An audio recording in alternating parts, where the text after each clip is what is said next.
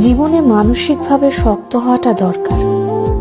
আপনার ভেতরটা যতই নরম হোক না কেন, বাইরে বোঝাতে হবে আপনি একজন শক্ত মানুষ।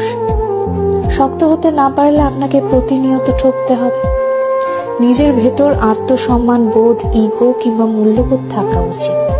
খেয়াল করলে দেখবেন যারা ঠকে যায় তারা বরাবরই নরম মনের মানুষ।